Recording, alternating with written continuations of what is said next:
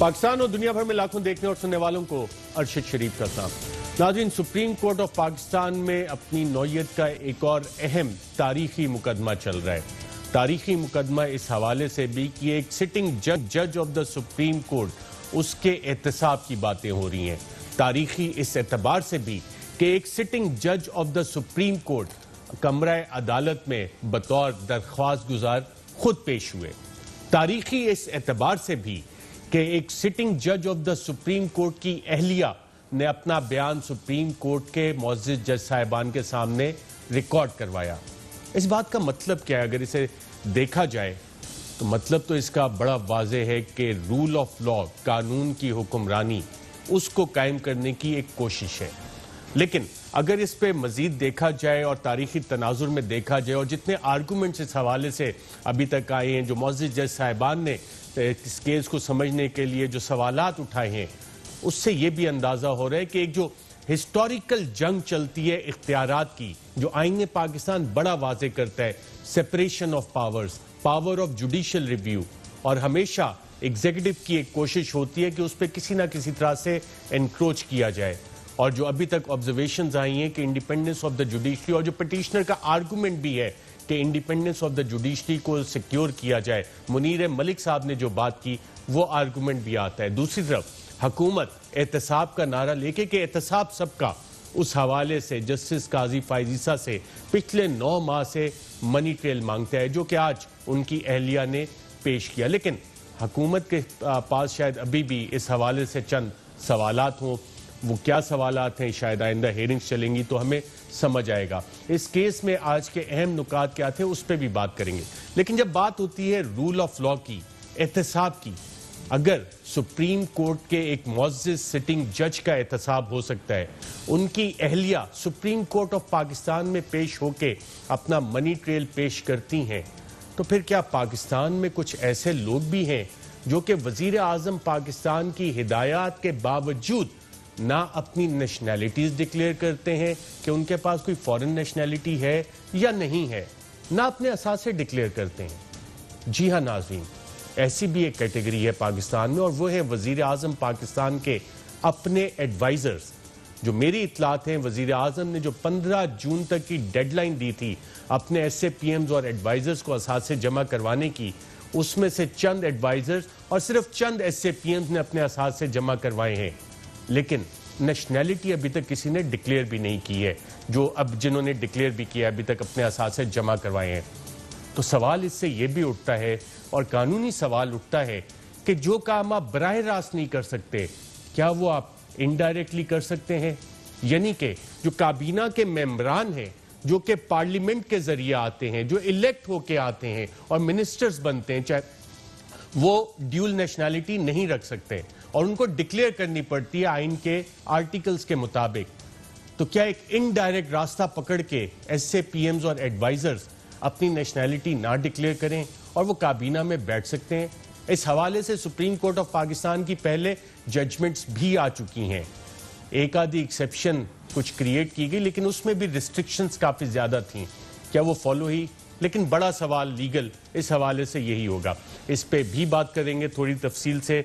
और फिर corona virus Pakistan में जो तादाद है, 1,60,000 पॉजिटिव केसेस हो गए, और इस हवाले से आज वज़ीर आज़म पाकिस्तान ने national command and operation centre का दौरा किया और वहाँ पे आर्मी चीफ भी मौजूद थे, DG ISI भी मौजूद थे, DG MO डायरेक्टरेट ने, जनरल गुराया ने बाकायदा प्रेजेंटेशन भी दी, असद उमर मौजूद थे, और जो प्रोजेक्शंस थी आने वाले दिनों के हवाले से वो वज़ीर आज़म को बताया गया कि ये मामला कितना ज़्यादा गंभीर है और आइंदा होने क्या वाला है।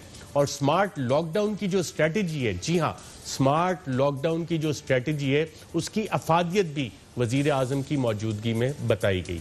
इस पे भी बात करते हैं। हमारे साथ आज पैनल में होंगे राना सनाउल्लाह साहब, साबिक वज़ीर कानून पंजाब, सिटिंग MNA हैं पाकिस्तान मुस्लिम लीग नवाज़ के, पाकिस्तान मुस्लिम लीग नवाज़ से ताल्लुक़ है। साथ ही हमें वफाकी वज़ीर तालीम शफकत महमूद साहब भी ज्वाइन करें। लेकिन आज इन प्रोग्राम का आगाज़ करेंगे, आज तारीख़ी दिन इस हवाले से है कि सुप्रीम कोर्ट ऑफ पाकिस्तान की एक सिटिंग जज की अहलिया ने जो सवाल हो रहा था कि जी मनी ट्रेल किधर है, वो बताया कि जो लंदन की प्रॉपर्टीज़ ली गई हैं वो उन्होंने खुद ली, इस हवाले से जो चंद अहम नुकात थे उस मनी ट्रेल के जो सुप्रीम कोर्ट ऑफ पाकिस्तान के सामने पेश किए गए, वो क्या थे, आइए देखते हैं।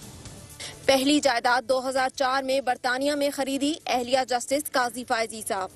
बरतानिया में जायदाद की खरीदारी के पासपोर्ट को कबूल किया गया। कराची में अमेरिकन स्कूल में मुलाजमत करती रही। रेहान नकवी मेरे टैक्स मामलात के वकील थे। मेरा टैक्स रिकॉर्ड कराची से इस्लामाबाद मुंतकिल कर दिया गया। क्लिफ्टन ब्लॉक 4 में जायदाद खरीदी। क्लिफ्टन की प्रॉपर्टी फरोख्त कर दी गई। शाह लतीफ में खरीदी गई प्रॉपर्टी भी फरोख्त कर दी गई। मेरी ज़रई ज़मीन मेरे नाम पर है। ज़रई ज़मीन का खामन से ताल्लुक नहीं है। ज़रई ज़मीन वालिद से मिली। ज़रई ज़मीन डिस्ट्रिक्ट जैकाबाद सिंध में है। रेहान नकवी ने एडवाइस दी कि ज़रई आमदन काबिल टैक्स नहीं। डेरा मुराद जमाली बलोचिस्तान में भी ज़रई ज़मीन है। रेहान नकवी ने एडवाइस की कि फॉरेन करेंसी अकाउंट ओपन करवाएं। 2003 से 2013 तक रकम इसी अकाउंट से बाहर गई। बैंक 10 साल पुराना रिकॉर्ड नहीं रखते। बरतानिया में टैक्स गोशवारों का 2016 से अब तक का रिकॉर्ड दिखाया। बरतानिया ने ज्यादा टैक्स देने पर टैक्स रिफंड किया। मैं FBI गई, मुझे कई घंटे इंतजार कराया गया। एक बंदे से दूसरे बंदे के पास भेजा गया। मैंने FBI को 2 खत भी लिखे। पैसा बैंक से लंदन भेजा गया। मेरे नाम से पैसा बाहर गया। जिस अकाउंट से पैसा बाहर गया वो मेरे नाम पर है। स्टैंडर्ड चार्टर्ड बैंक के फॉरेन करेंसी अकाउंट में 7 लाख पाउंड की रकम ट्रांसफर की गई। ये तमाम दस्तावेजात जो मैंने दिखाई हैं असली हैं। मेरा लंदन अकाउंट भी सिर्फ मेरे नाम पर है। इस प्रॉपर्टी में मेरा बेटा रहता है। ये प्रॉपर्टी मेरे खामद के नहीं, मेरे और बेटी के नाम है। मुझसे ये बात पहले क्यों नहीं पूछी गई? 13 माह मैंने इंतजार किया। मेरे बेटे को इंग्लैंड में हिरासत किया गया। मैं किसी किस्म की रियायत नहीं मांगती।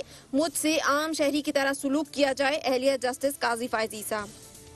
जी नाज़रीन, ये तारीख आज रकम हुई कि एक सिटिंग जज ऑफ द सुप्रीम कोर्ट की अहलिया सुप्रीम कोर्ट ऑफ पाकिस्तान के जजेस के सामने पेश हुई। उन्हें पेश होना पड़ा और हुकूमत जो मनी ट्रेल मांग रही थी उन्होंने वो मनी ट्रेल वहाँ पे पेश भी किया। इस पर यकीनन हुकूमत की तरफ से और जो काउंसल्स हैं उनकी तरफ से सवालात भी होंगे, लेकिन उस पर बेंच की चेयर जस्टिस उमर अता बंदयाल ने चंद अहम ऑब्जर्वेशंस दी और उसमें से एक तो ये था कि हमने नोटिस किया है कि आपके पास रिकॉर्ड मौजूद है।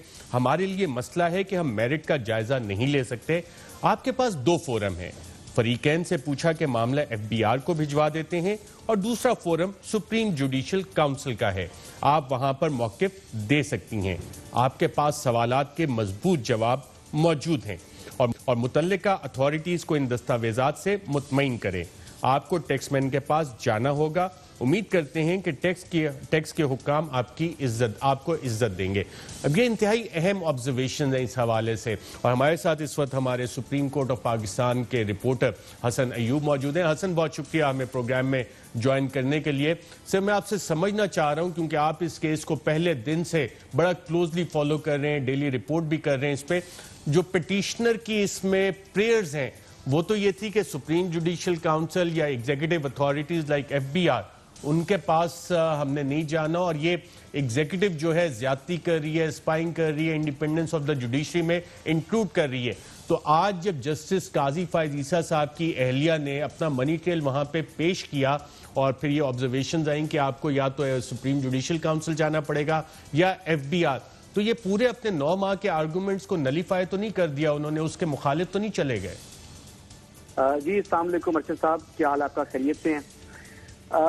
ये तो जो आपने सवाल किया है ये बड़ा रेलेवेंट क्वेश्चन है, लेकिन ये थोड़ा सा टेक्निकल इसका आंसर है कि काजी फायज ईसा जो है उनकी जो अहलिया हैं उनका जस्टिस काजी फायज ईसा के साथ इस केस में कोई ताल्लुक नहीं है। यानी वो उनके साथ अटैच नहीं है बल्कि वो इनसे डिटैच हैं। जस्टिस काजी फायज ईसा की जो प्रेयर है वो उनको अपना जो रेफरेंस है उसके खिलाफ उन्होंने दरख्वास्त दी है और सुप्रीम कोर्ट ऑफ पाकिस्तान में उसकी समाअत चल रही है। सुप्रीम कोर्ट का 10 रुकनी बेंच जो है उसको देख रहा है।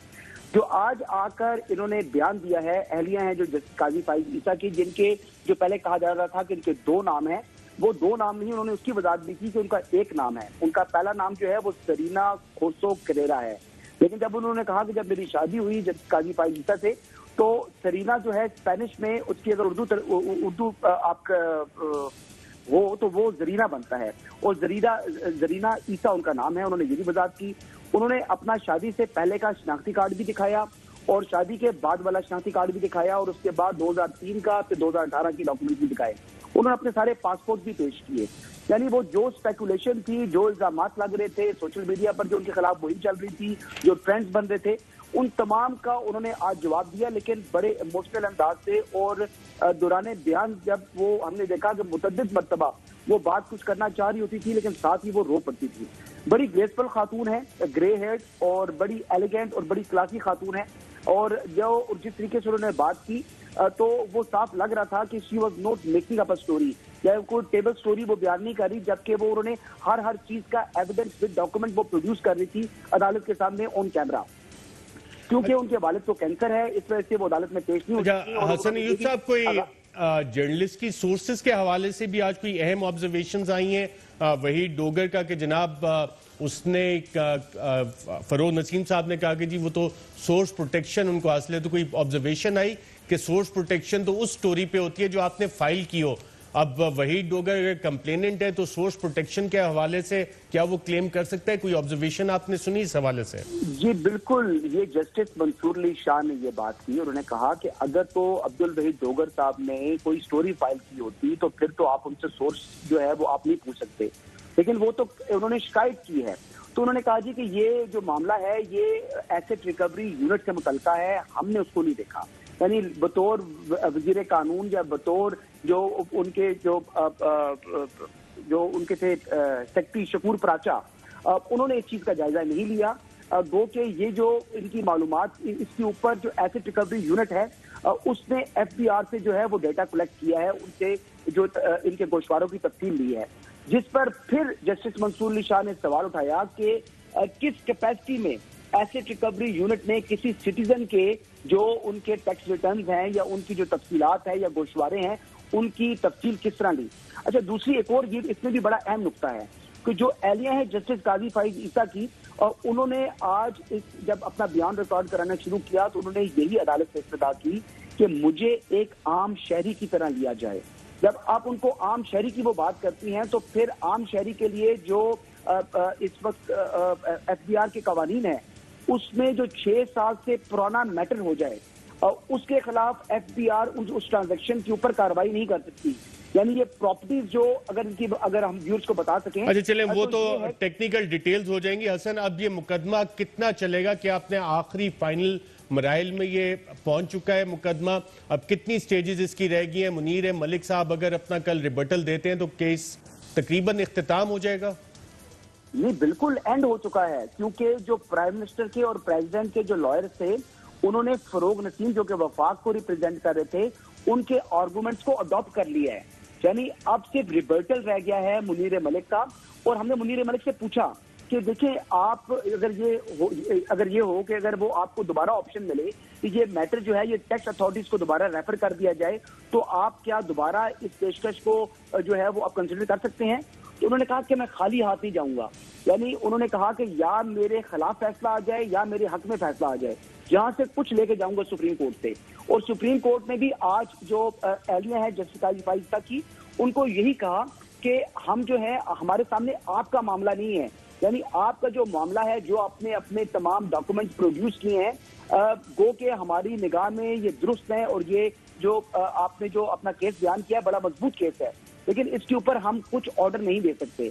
तो ऑर्डर किस पर देंगे? ऑर्डर उस पर देंगे, अदालत उस पर ऑर्डर दे सकती है जो उसके सामने एप्लीकेशन है, और वो एप्लीकेशन है जस्टिस काजी फाइज ईसा की, या उसको एक्सेप्ट कर सकती है या उसको रिजेक्ट कर सकती है। यानी और ये जो फैसला है ये कल ही मुतवक्के है और उम्मीद की जाती है कि शॉर्ट ऑर्डर कल आ जाएगा और डिटेल जजमेंट जो है इसकी वो शायद 2-3 माह लग सकते हैं, क्योंकि बहुत ज्यादा इसकी समातें हुई हैं।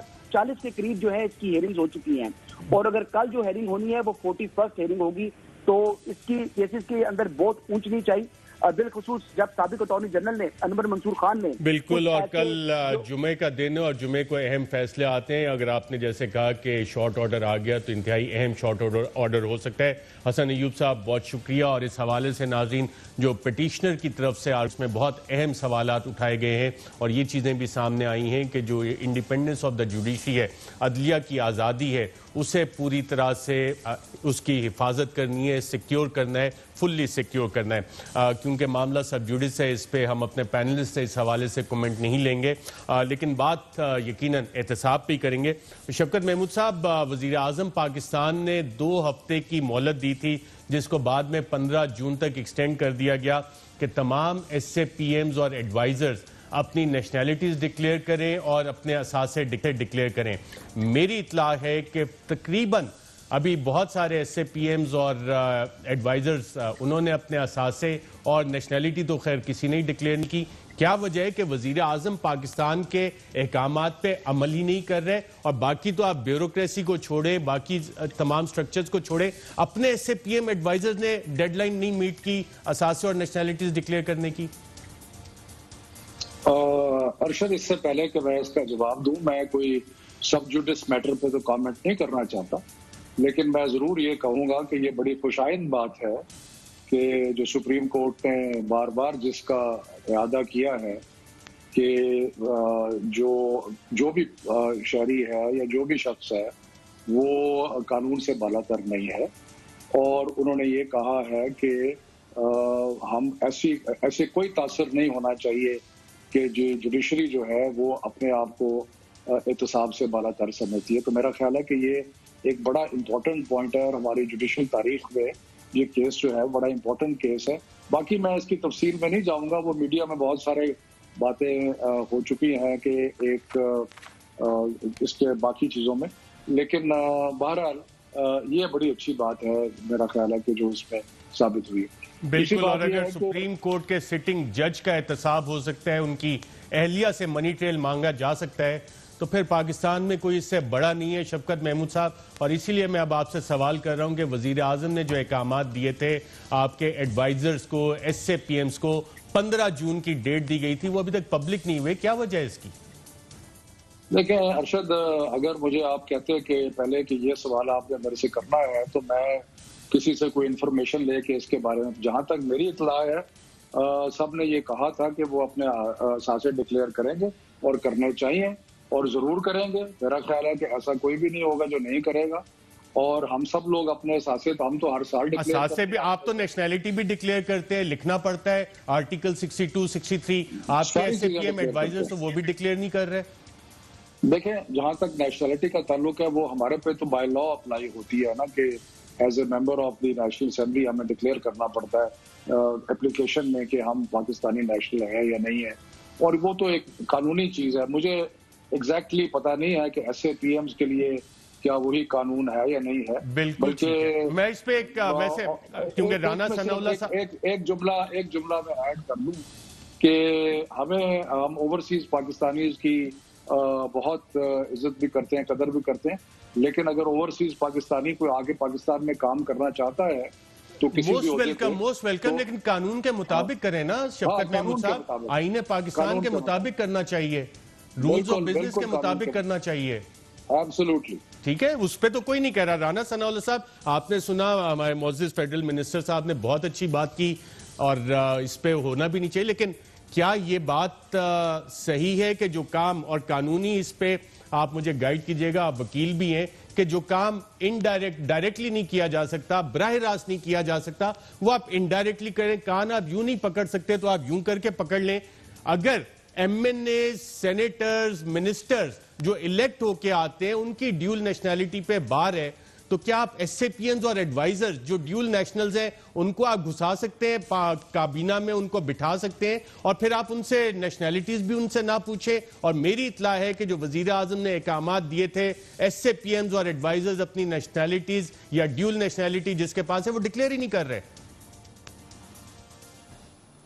देखें, आपकी बात जो है वो दुरुस्त है, लेकिन मेरी इंफॉर्मेशन ये है कि जो एडवाइज़र और मुआवनीन खसूसी हैं उनके मतलब शायद ये सवाल उठा था और ये सुप्रीम कोर्ट में एक रिट हुई थी, तो उसमें शायद ड्यूअल नेशनैलिटी के ऊपर विद सर्टेन कंडीशंस जो है वो जो यानी स्पेशल जस्टिस साकिब निसार साहब ने एक जजमेंट दी थी रिसेंट, और उससे पहले आपके सिटिंग सेनेटर्स डिस्क्वालीफाई हुए थे, जो लार्जर सुप्रीम कोर्ट की एक और जजमेंट थी इस हवाले से, विच बार्ड द ड्यूल नेशनैलिटी। नहीं, यानी जो पार्लियामेंट के मेंबरान हैं वो MNAs हों, वो सेनेटर्स हों, उनके लिए तो ये जिस तरह से शफकत साहब ने बात की है, वो तो बाई लॉ है। उन्हें तो अपने नॉमिनेशन पेपर्स दाखिल करने से पहले ये दोनों चीज़ें जो है वो डिक्लेयर करनी पड़ती हैं, तो इसलिए जो है वो उनकी हद तक तो बड़ी वजाहत है। लेकिन जब इस कानून को उसी टर्म्स एंड कंडीशंस में अप्लाई करने की कोशिश की गई, जो स्पेशल असिस्टेंट्स हैं और एडवाइज़र्स हैं, तो उसमें इनको विद सर्टन कंडीशंस जो है वो को थोड़ा सा इसमें इनको स्पेस मिली हुई है। अब मैंने वो जजमेंट जो है वो मैंने पूरी तरह से जो है वो उसको मैंने गो थ्रू नहीं किया, तो उसको देखने के बाद ये चीज़ जो है वो सामने आ सकती है। लेकिन जब प्राइम मिनिस्टर ने ये फैसला कर दिया और कैबिनेट कमेटी के मिनट्स में आ गया कि जी 15 जून आखिरी डेट है और उस वक्त तक आपने अपनी ड्यूल नेशनैलिटी भी डिक्लेयर करनी है और आपने अपने एसेट्स भी डिक्लेयर करने हैं, तो उसके बाद वो कैबिनेट डिसीजन है।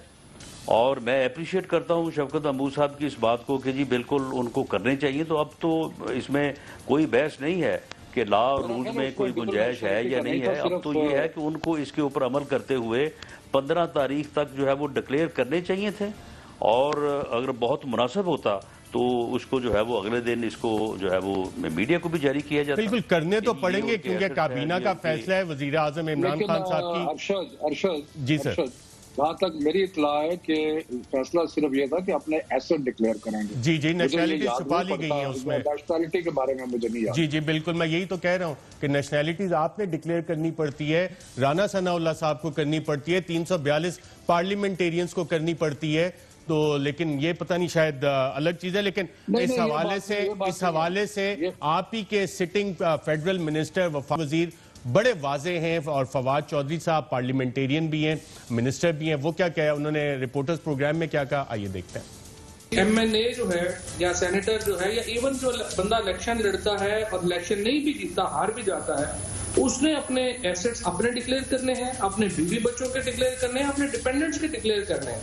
तो जब SAPMs और एडवाइजर्स जो हैं वो कैबिनेट में बैठते हैं, तो फिर ये एक असूल है कि उनको भी अपने एसेट्स को और फिर अपनी नेशनैलिटीज को और अपने कॉन्फ्लिक्ट्स को डिक्लेयर करना है। आज जब प्राइम मिनिस्टर साहब के सामने ये बात आई और खुद अमीन असलम साहब ने ये बात की कि जी इतनी ये बहस हो रही है तो मेरे ख्याल में हमें एक्सेस डिक्लेयर करने चाहिए, तो PM साहब ने तो 1 मिनट में ये कहा कि ये बात बिल्कुल जो है लॉजिकल है और दुरुस्त है कि SAPMs को और एडवाइजर्स को अपने डिक्लेरेशन जो है वो करनी चाहिए। और अब इंशाल्लाह अगले 15 दिनों में सारे एडवाइजर्स और SAPMs जो हैं वो अपने एसेट्स डिक्लेयर करेंगे, अपनी नेशनैलिटी डिक्लेयर करेंगे, अपने कॉन्फ्लिक्ट डिक्लेयर करेंगे। जी मिनिस्टर साहब, आपने सुना, अपने एसेट्स डिक्लेयर करेंगे, अपनी नेशनैलिटीज डिक्लेयर करेंगे और अपने कॉन्फ्लिक्ट डिक्लेयर करेंगे। तो फिर ये किसने नेशनैलिटीज कवर अप करने के लिए उनसे नेशनैलिटीज नहीं मांगी? देखिए, पहली तो बात यह है कि कॉन्फ्लिक्ट ऑफ इंटरेस्ट तो इन एनी केस एक सिंपल प्रोपोजिशन ऑफ लॉ है कि कॉन्फ्लिक्ट ऑफ इंटरेस्ट डिक्लेयर करना बहुत लाजमी होता है। और मेरा ख्याल है कि हम पहली गवर्नमेंट थी जिन्होंने KP में कॉन्फ्लिक्ट ऑफ इंटरेस्ट का लॉ भी लाए थे। और अब मेरा as far as I know कि कॉन्फ्लिक्ट ऑफ इंटरेस्ट का एक लॉ जो है वो अभी भी तैयार हो रहा है, तो उसके बारे में तो दो राय नहीं है। Conflict of interest public office में नहीं होना चाहिए। लेकिन मैं फवाद से नहीं अग्री करता, वहां पे नेशनैलिटी के बारे में कोई बात नहीं हुई थी। और मैं जाती तौर पे समझता हूँ कि हमें डुअल नेशनल अगर कोई इस काबिल मिलता है तो कानून चेंज करे ना शफकत महमूद साहब। तो कानून में है ही नहीं है, किसका है कानून में? Article 62, 63 is very clear. और सर आर्टिकल 62, 63 है MNAs के लिए। तो क्या मसला है नेशनैलिटी डिक्लेयर करने में? क्या मसला है, क्यों नहीं होनी चाहिए सामने? इसलिए डिक्लेयर करना या ना करें, बट मैं एक और बात कर रहा हूँ, डिक्लेरेशन हो या ना हो that is not an issue. Issue ये है कि जो बेस्ट पाकिस्तानी माइंड, बिल्कुल है, बेस्ट पाकिस्तानी माइंड लेने चाहिए। पाकिस्तान तहरीक इंसाफ तो शफाफियत की बात करती है, ट्रांसपेरेंसी की बात करती है। अरशद बात करने दें। बात ये है कि हम बिल्कुल ट्रांसपेरेंसी की बात करते हैं, डिक्लेयर करें। असल इशू ये नहीं है कि वो डिक्लेयर कर, बिल्कुल करें डिक्लेयर, इशू ये नहीं है। इशू ये है कि हमें बार नहीं करना चाहिए डुअल नेशनल्स को कि वो अगर बिल्कुल ठीक हो गया, वो एक अलग डिबेट है जिस पे कानूनी बहस भी हो सकती है, सारा कुछ। मैं आपसे सादा सवाल कर रहा हूं कि नेशनैलिटीज ये क्यों नहीं डिक्लेयर कर रहे? क्या मसला, क्यों छुपा रहे? कर दी उन्होंने, मुझे क्या पता, शायद मैं कंफर्म आपको इन्फॉर्मेशन दे रहा हूं, आप चैलेंज करें और कल आ जाए मेरे साथ प्रोग्राम में कि जनाब ये नेशनैलिटीज डिक्लेयर की। मैं ऐसी कोई सी चीज में नहीं आता कि कल आ जाऊं। आप मंडे को आ जाए, अगर चेक कर ले, ट्यूसडे को कैबिनेट मीटिंग में चेक करके आ जाए। आज की तारीख तक नेशनैलिटी सर डिक्लेयर नहीं की। राना सनाउल्लाह साहब, मैं आपसे जानना चाहूंगा, नेशनैलिटीज क्यों नहीं अभी तक डिक्लेयर कर रहे? और आपने मिनिस्टर शफकत महमूद साहब कह रहे हैं कि जी ऐसा फैसला नहीं हुआ। फवाद चौधरी साहब was very categorical and clear कि अपने एसेट्स, नेशनैलिटीज और कॉन्फ्लिक्ट्स तीनों चीजें डिक्लेयर करें। तो ये कुछ छुपाने की कोशिश तो नहीं हो रही? क्या वजह है? नेशनैलिटीज बिल्कुल ड्यूल नेशनल अगर है, डिक्लेयर कर दें, क्या मसला है? देखें, इसमें एक तो जो एसेट्स डिक्लेयर करने वाली बात है, उसमें भी इनके 3-4 लोग ऐसे हैं उनको बड़े प्रॉब्लम्स आएंगे, और उनकी हद तक तो मुझे आज भी शुबा है कि उन्होंने शायद ये अपने एसेट्स भी जो है वो डिक्लेयर ना किए हों, और अगर उन्होंने डिक्लेयर किए तो बाद में उनका जो फिर एनालिसिस होगा, जो उनकी स्क्रूटनी होगी, जो लोग उनको देखेंगे, तो उसमें से भी बहुत सारी चीज़ें जो है वो सामने आ सकती हैं। लेकिन नेशनैलिटी का मामला ये है कि नेशनैलिटी में ख़ास लोग जिनके सब कुछ जिनके सुपुर्द कर दिया गया है, इस मुल्क का जो है वो बजट, फाइनेंस, स्टेट बैंक, सब कुछ जो उनके सुपुर्द कर दिया गया है, उनकी मेरा ख्याल है कि नेशनैलिटी जो है वो बाहर की है, और ऐसी सूरत में गवर्नमेंट के लिए बहुत बड़ी एम्बैरसमेंट होगी अगर वो डिक्लेयर करेंगे। इसलिए हो सकता है कि गवर्नमेंट जो है, हालांकि असूली तौर पे इनका अभी तक यही मौक़िफ़ रहा है, और ये उस दिन भी यही कह रहे थे, कैबिनेट में भी यही बात हुई जो अखबारात में या मीडिया के थ्रू आई सामने, लेकिन बाद में फिर उन्होंने सोचा होगा कि अगर ये 7 नेशनैलिटी भी डिक्लेयर की और बाद में पता लगा कि इतनी जो है वो की और इम्पोर्टेंट पोस्ट के ऊपर जो है वो ऐसे लोग बैठे हैं जिनकी नेशनैलिटी जो है वो अदरवाइज भी है, उन्होंने किसी और जगह भी जो है वो वफादारी का हलफ उठाया हुआ है, तो फिर ये बहुत बड़ी एम्बैरसमेंट हो सकती है। इसलिए मेरा ये ख्याल है कि अब ये उस बारे में जो है ये पीछे हटेंगे और उनकी नेशनैलिटी जो है उसकी डिक्लेरेशन की तरफ नहीं जाएंगे। लेकिन ये मामला जिस तरह से अब उठ चुका है, मीडिया में आ गया है, बहस का मौजू बन गया, अब इनको करनी पड़ेगी, वरना इनके पीछे से ये बात जो है वो हटेगी नहीं।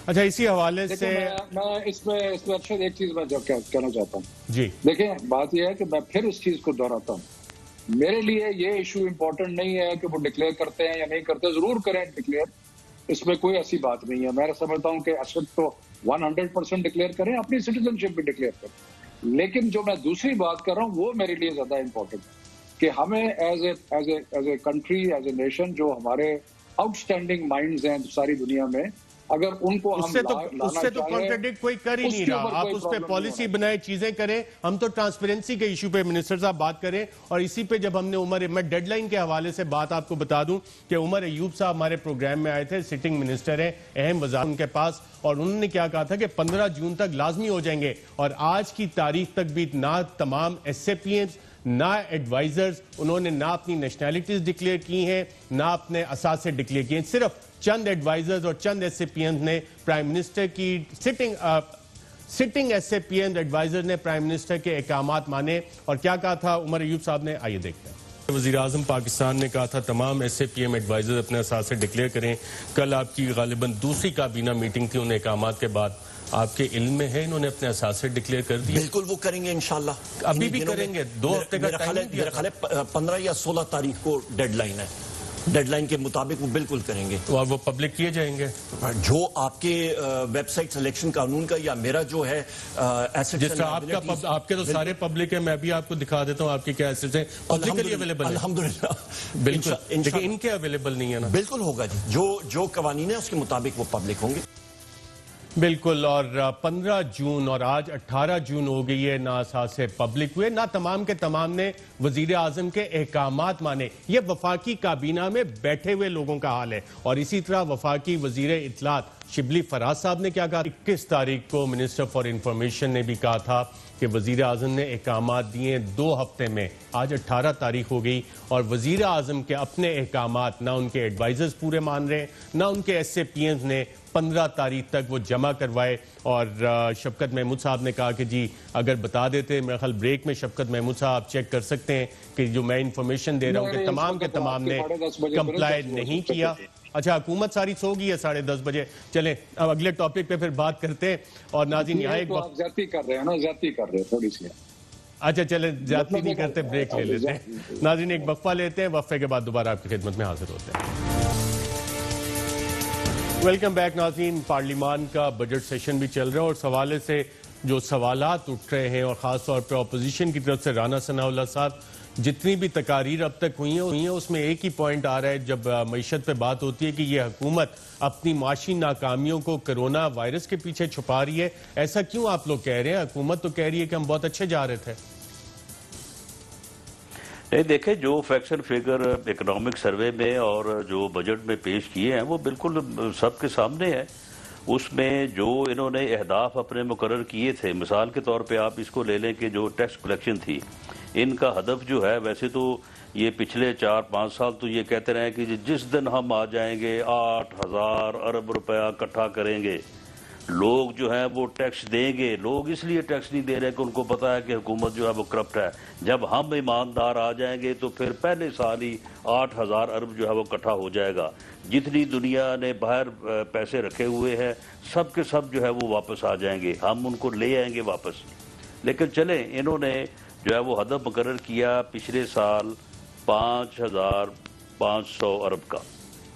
अब जो पहले 9 महीने हैं, अगर उनमें ये अपनी कलेक्शन जो है उसके ऊपर ये 100% जो है ये आ रहे थे तो फिर ठीक है। फिर गवर्नमेंट कह सकती है कि जी ये देखें फिगर पहले 9 महीने में ये इतने जो है वो कलेक्शन बनती थी वो हमने की है। अब आखिरी 3 महीने जब कोरोना आ गया तो फिर हम नहीं कर सके। लेकिन वो पहले भी कलेक्शन जो है इनकी 9 महीने की कोई राउंड अबाउट 3,000 अरब की है। टारगेट्स पूरे नहीं हो रहे थे। उसको आप सामने रखें और उसमें अगर आप इजाफा भी कर लें तो फिर भी इनकी टोटल कलेक्शन जो है वो वही 4200-4300 के करीब बनती है और फिर भी इनका शॉर्टफॉल होना था तकरीबन 1100-1200 अरब का। ठीक, इसी तरह से बाकी दूसरे बिल्कुल ठीक है। मैं शफकत साहब से इसका जवाब ले लूं, जीडीपी का कहा था कि 3.3 होगी, वो भी 1.9 जो है वो निकली है। तो इसलिए वो तो जो फैक्ट्स एंड फिगर्स इन्होंने खुद पेश किए हैं जो डॉक्यूमेंटेड है, बल्कि इन्होंने कुछ ऐसा भी किया है कि वो जो एक एक्सपेंडिचर जो पिंक बुक जिसको कहते हैं वो इन्होंने मुहैया ही नहीं की। और आज 3 दिन से जो है वो अपोजिशन उसकी डिमांड कर रही है, जो उसे दे नहीं रहे। तो उसमें जो है वो बहुत सारी चीज़ें जो है वो सामने आएगी। तो ये तो इनके अपने फैक्ट्स एंड फिगर हैं और उसके मुताबिक ये नज़र आ रहा है कि जो इकॉनमी है उसका सत्यानाश जो है ना वो तो पहले 9 महीने में हो चुका है। शफकत साहब जो है वो कोरोना ने आगे सत्यानाश कर दी है। मिनिस्टर साहब, इल्जामात की लंबी फहरिस्त है और उसमें मेन अब यह आ गया कोरोना वायरस जो कि नजर भी नहीं आता, उसके पीछे छुप रहे हैं और पिंक बुक भी छुपा लिया आपने। लेकिन पहली तो बात यह है कि राणा साहब को ये मालूम है कि इनके अपने अरबाब इक़्तिदार जो थे इसाक डार साहब और ऐसी बर्बादी छोड़ के गए और इतने तबाह हाल मईशत और तबाह हाल मुल्क जो था वो हमारे हवाले करके गए। लेकिन उसके बावजूद इस साल अगर ये हदफ की बात करते हैं तो हमने 5,500 अरब का हदफ रखा था and we were well on track के तकरीबन हम 100% तो नहीं होना था, पिछले साल के मुकाबले में बेहतरी होनी थी और 5,000 अरब के करीब हमने इंशाल्लाह पहुंच जाना था और उसमें कमी आती 500 अरब की, लेकिन बहुत सिग्निफिकेंट एक इम्प्रूवमेंट होती पिछले साल की। लेकिन पिछले 3 महीने कोरोना से आने सारी दुनिया में अगर आप देखें तो बेशुमार कमी आई रेवेन्यूज में, पाकिस्तान में भी बेशुमार कमी आई रेवेन्यू में और अनफॉर्चुनेटली अब लग रहा है कि तकरीबन 4,000 से अरब के करीब हमारी कलेक्शन होगी और जो 1,000 अरब डेफिनेटली एक्स्ट्रा आ रहा था वो मेरा ख्याल है कि शायद अब इन हालात में मुमकिन नहीं हो। लेकिन लोगों को एहसास नहीं है कि ये शायद है, अपोजिशन को नहीं है, कि ये जो कोरोना वायरस है उसकी वजह से दुनिया जहान की इकोनॉमीज जो है वो बर्बाद हो गई हैं और लोग ये कह रहे हैं कि पता नहीं 1860 में इतना एक डिप्रेशन आया था जो कि अब आ रहा है। तो ये एक बहुत ही गैर मामूली अनयूजुअल सिचुएशन है और हमने जो इन बड़ी मुश्किल हालात का मिनिस्टर साहब, इस गैर मामूली सिचुएशन और आप बिल्कुल सही कह रहे हैं कि पूरी दुनिया इसका शिकार है, तो इस हवाले से जो चैलेंजेस हैं क्या वो बढ़ते जा रहे हैं? जो रेमिटेंसेज आती थी वो भी वर्ल्ड बैंक कह रहा है कि 20% कम हो जाएंगी। लाखों पाकिस्तानी जो इंटरनेशनली बैठे हैं वो बेरोजगार हो गए, वो भी वापस आ रहे हैं। जो नौकरियां क्रिएट करनी थी हमारे, वो जॉबलेसनेस बढ़ती जा रही है। तो इस पे हुकूमत सोच रही है कि हमने अब जॉब जनरेशन कैसे करनी है, लोगों को रोजगार कैसे क्रिएट करना है। कोई इनोवेटिव आइडियाज आ रहे हैं इकोनॉमी को किक स्टार्ट करने के लिए? जी देखें, जो क्योंकि ग्लोबल इकोनॉमी जो है वो बैठी है, तो नेचुरली उसका इम्पैक्ट जो है वो हमारे ओवरसीज पाकिस्तानीज पे होगा। और अगर ओवरसीज पाकिस्तानीज पे इम्पैक्ट होगा तो उसकी वजह से रेमिटेंसेज अभी तक तो नहीं हुई, लेकिन प्रोजेक्शन यही है कि रेमिटेंसेज भी कम होंगी, क्योंकि लोगों की नौकरियां भी खत्म हो रही हैं और लोगों की बिजनेसेस भी कम हो रहे हैं जो बाहर हैं। अब हमने ये जो सोचा है कि हम कंस्ट्रक्शन को एज ए व्हीकल बना के, और अभी एक प्रपोजल इन द पाइपलाइन है, और वो ये है कि जिस तरह NCOC कोरोना के लिए बनाई है, इसी तरह एक तंजीम बनाई जाए जो कंस्ट्रक्शन इंडस्ट्री को बूस्ट देने के लिए और कंस्ट्रक्शन इंडस्ट्री के जितने मसाइल हैं उनको फौरी तौर पे हल करने के लिए। देखिए ना, हमारी एक ब्यूरोक्रेटिक निज़ाम भी ऐसा है जो कि बहुत ज्यादा प्रॉब्लम्स क्रिएट करता है। परमिशन मिलने में देर आती है, ये है वो है, बैंकों से लोन नहीं मिलते। तो ये सारी चीजों को इनोवेटिव तरीके से कोशिश करेंगे कि ये कंस्ट्रक्शन इंडस्ट्री को एक लीड इंडस्ट्री बनाया जाए। और अगर आपने इकोनॉमिक्स जरूर पढ़ी होगी हमसे, तो बहुत ज्यादा बेहतर आप इकोनॉमिक्स को जानते हैं कि केनीजियन इकोनॉमिक्स का ये जो प्रिंसिपल है वो ये है कि जब आप एक डिप्रेशन में जाते हैं तो पब्लिक वर्क्स जो है वो आपको ले सकते हैं। पब्लिक वर्क्स के हम लिमिटेड है क्योंकि हमारे पास गवर्नमेंट के पास रेवेन्यू इतना नहीं है, लेकिन अगर हम प्राइवेट सेक्टर में वर्क्स जनरेट कर दें तो उससे एक बहुत अच्छा इम्पैक्ट पड़ेगा।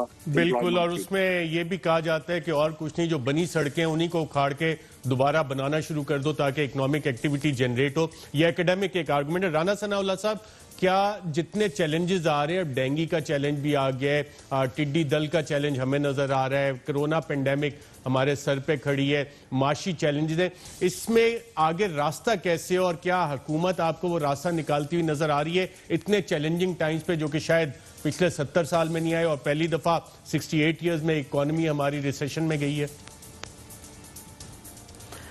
देखें, इसमें अरशद शरीफ साहब मामला ये है कि एक तो चलो ये कोरोना जो है ये तो खुदा की तरफ से जो है वो कोई हमारे या पूरी दुनिया के इंसानों की मैं समझता हूँ कि कोई कोताही है, गलती है।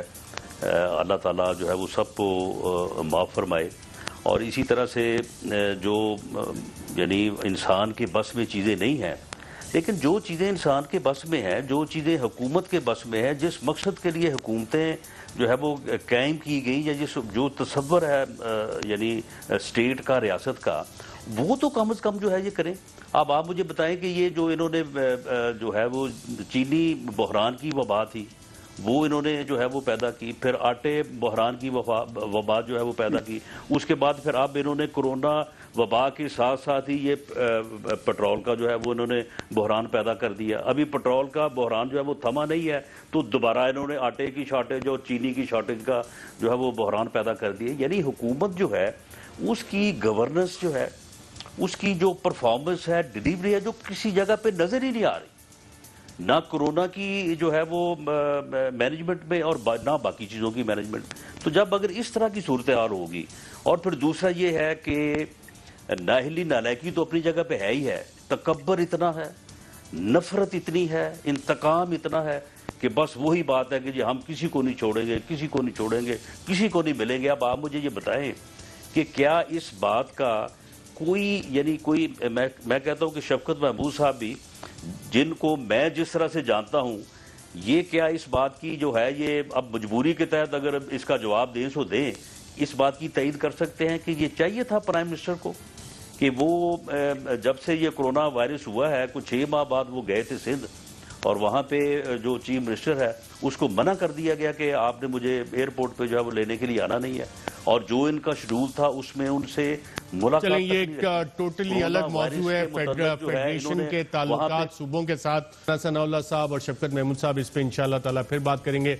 आप दोनों का प्रोग्राम के इस सेगमेंट में शिरकत का शुक्रिया। नाज़रीन, यहाँ पे एक वक्फा लेंगे और वक्फे के बाद बात करेंगे कि अस्पतालों में कोरोना वायरस और दवाइयों के हवाले से हो क्या रहा है कि जिस भी दवाई का नाम है वो महंगी कैसे हो जाती है, और दवाइयों के हवाले से वज़ीर आज़म एक हेल्थ मिनिस्टर को फारिग भी कर चुके। ये चीज़ें कंट्रोल में क्यों नहीं आ रही? एक वक्फे के बाद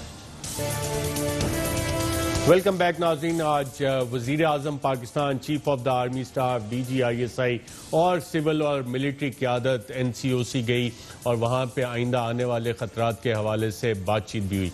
और इस हवाले से हमारे साथ आज मौजूद हैं director general national health emergency doctor Raja Amjad sahab, जिनको कि आज इसमें नहीं बुलाया गया। नेशनल इमरजेंसी से आप डील भी करते हैं।